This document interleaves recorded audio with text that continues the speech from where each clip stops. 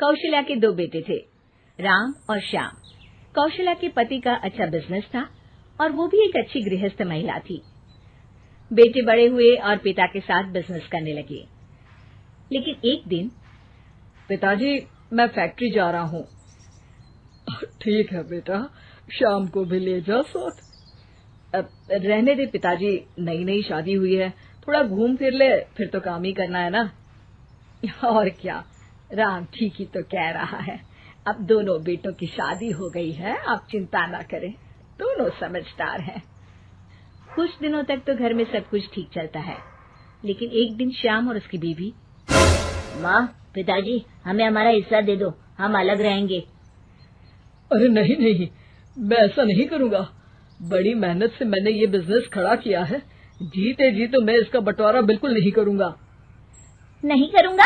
ये कैसी बात होती है पिताजी? क्या सारा जीवन में जॉइंट फैमिली में रहूंगी? अरे पर बेटा, हमारे घर में इतने नौकर चाकर हैं, न किसी चीज की पाबंदी है, फिर क्यों अलग होना चाहती हो? एक साथ जीवन कितना अच्छा लगता है। हर कोई हर किसी के लिए हर किसी के साथ खड़ा होता है। अरे बाप प्लीज, ये सब बातें करके वक्त जाया न करो। पिताजी आप नहीं देंगे तो मैं कानून का दरवाजा खटखटाऊंगा। तभी वहाँ राम आ जाता है। पिताजी कोई बात नहीं, आप इसे इसका हिस्सा दे दीजिए। हमारे घर की बात बाहर जाए ये ठीक नहीं। और हाँ, मुझे पिताजी के कपड़े वाला कारोबार चाहिए जिसमें मुनाफा ज्यादा है। लेकिन एक वही तो कारोबार है जिससे हमारा घर अच्छे से चल रहा है, बाकी तो हम अभी एस्टैब्लिश कर रहे हैं बेटा। देखिए पिताजी, वो कुछ मैं नहीं जानता, घर चले या नहीं, मुझे बस चाहिए मतलब चाहिए। हाँ। सब श्याम को समझाने की कोशिश करते हैं, लेकिन वो मानता ही नहीं।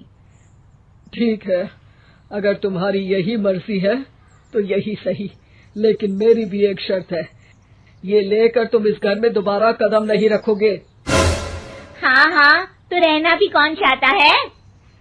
अरे कैसी बातें कर रहे हैं जी, मैं कैसे श्याम के बिना रहूंगी। आप ठीक है माँ, चलो हमारे साथ रहना। लेकिन बेटा, मैं परिवार के बिना भी नहीं रह सकती। अरे यार, मैं श्याम के बिना नहीं रह सकती, मैं परिवार के बिना नहीं रह सकती, तो हम क्या करें?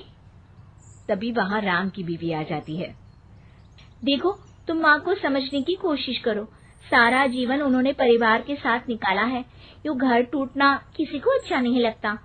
परिवार साथ रहने का नाम होता है। ओह, ये ज्ञान की गंगा किसी और दिन बहाना, टाइम लेकर आऊंगी मैं। फिलहाल तो हमें जाना है, चलो ना श्याम। दोनों घर से अलग हो जाते हैं। राम और उसके पिताजी एक नया कारोबार नए तरीके से शुरू करते हैं। राम, ये फूड बिजनेस इतने फायदे का सौदा होगा मैंने तो कभी सोचा ही नहीं था। पिताजी, ये आपकी कड़ी मेहनत और सही नीति के कारण संभव हुआ है। घर के सारे एक साथ बैठकर खाना खा रहे होते हैं कि तभी आज श्याम की बहुत याद आ रही है। क्या तुम में से कोई मुझे उससे मिलवाने ले चलेगा? कोई जरूरत नहीं है।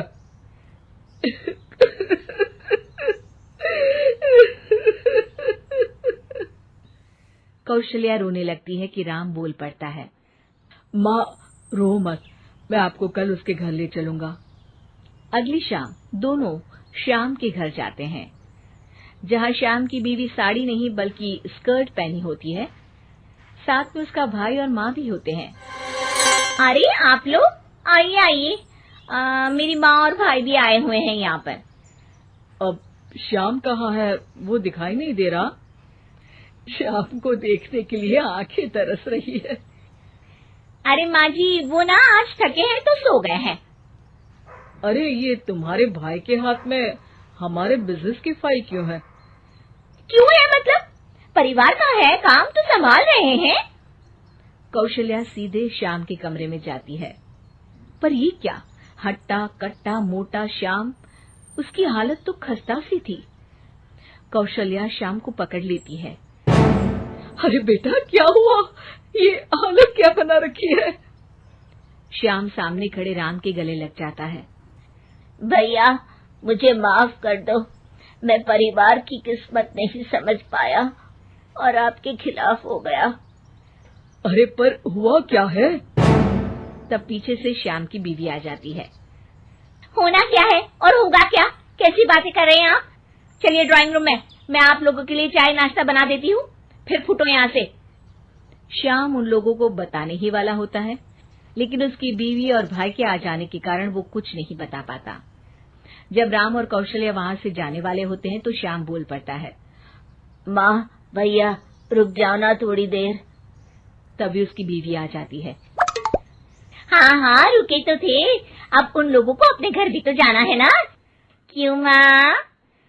दोनों वहां से चले जाते हैं, लेकिन रास्ते में माँ और राम दोनों के ही दिमाग में श्याम की बेचारे वाली तस्वीर घूम रही होती है। राम, क्या हाल है श्याम का? मजे कर रहा होगा जिसके लिए वो अलग हुआ है। नहीं नहीं पापा, श्याम की हालत काफी खराब है। ये बोलकर वो सारा किस्सा पिता के सामने रख देता है। ये डर मुझे था, इसलिए मैंने श्याम को अलग तो कर दिया था, लेकिन भविष्य के लिए एक डोर अपने ही हाथ में रखी थी। कैसी डोर पिताजी? वो तुम्हें कुछ ही दिनों में समझ आ जाएगी। एक दिन एक वकील उन लोगों के पास आता है। नमस्ते सर, आपको जो डर था वही हुआ। श्याम ने अपनी सारी प्रॉपर्टी को बीवी के नाम कर दिया है। तभी वहां श्याम रोते हुए आता है। पिताजी मुझे माफ कर दीजिए, मेरी बीवी ने धोखे से मेरे साइन करवा लिए हैं, अब मैं कहीं का नहीं रहा। सारी प्रॉपर्टी लेने के बाद उसने मुझे घर से बाहर निकाल दिया।